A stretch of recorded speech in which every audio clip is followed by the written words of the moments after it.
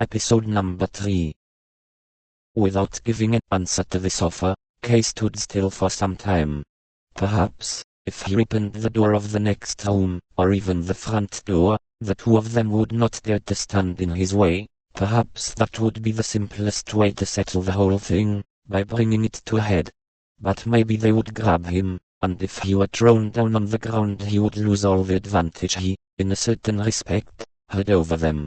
So he decided on the more certain solution, the way things would go in the natural course of events, and went back in his room without another word either from him, or from the policeman.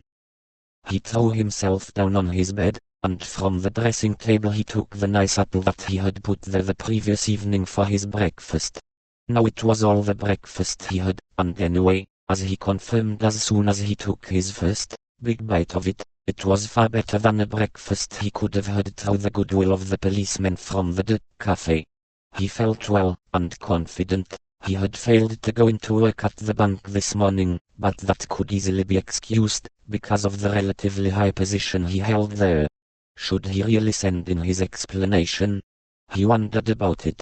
If nobody believed him, and in this case that would be understandable, he could bring Mrs. Grubach in as a witness, or even the old pair from across the street, who probably even now were on their way over to the window opposite.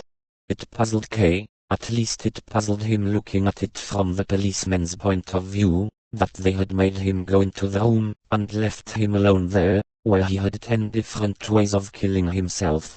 At the same time, though, he asked himself, this time looking at it from his own point of view, what reason he could have to do so. Because those two were sitting there in the next room, and had taken his breakfast, perhaps.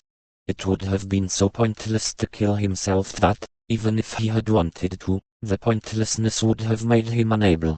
Maybe, if the policemen had not been so obviously limited in their mental abilities, it could have been supposed that they had come to the same conclusion, and saw no danger in leaving him alone, because of it.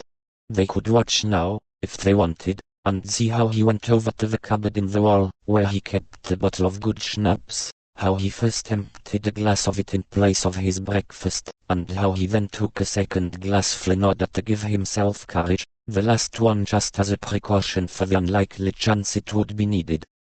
Then he was so startled by a shout to him from the other room that he struck his teeth against the glass. "The supervisor wants to see you," a voice said. It was only the shout that startled him, this curt, abrupt, military shout, that he would not have expected from the policeman called Franz. In itself, he found the order very welcome. At last, he called back, locked the cupboard and, without delay, hurried into the next room. The two policemen were standing there, and chased him back into his bedroom as if that were a matter of course. "What do you think you're doing?" they cried. "Think you're going to see the supervisor dressed in just your shirt, do you? He'd see to it you got a right thumping, and all." "Let go of me for God's sake," called Kay, who had already been pushed back as far as his wardrobe. "If you accost me when I'm still in bed you can't expect to find me in my evening dress." "That won't help you," said the policeman, who always became very quiet, almost sad, when Kay began to shout, and in that way confused him or, to some extent, brought him to his senses. "Ridiculous formalities," he grumbled, as he lifted his coat from the chair, and kept it in both his hands for a little while, as if holding it out for the policeman's inspection. They shook their heads. "It's got to be a black coat," they said. At that, Kay threw the coat to the floor, and said, without knowing even himself what he meant by it, "Well, it's not going to the main trial, after all." The policeman laughed, but continued to insist. "It's got to be a black coat."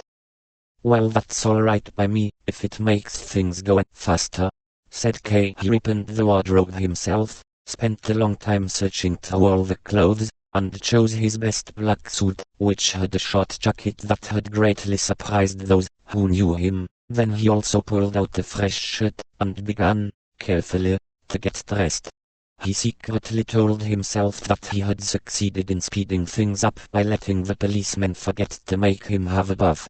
He watched them to see, if they might remember after all, but of course it never occurred to them, although Willem did not forget to send Franz up to the supervisor with the message saying that Kay was getting dressed.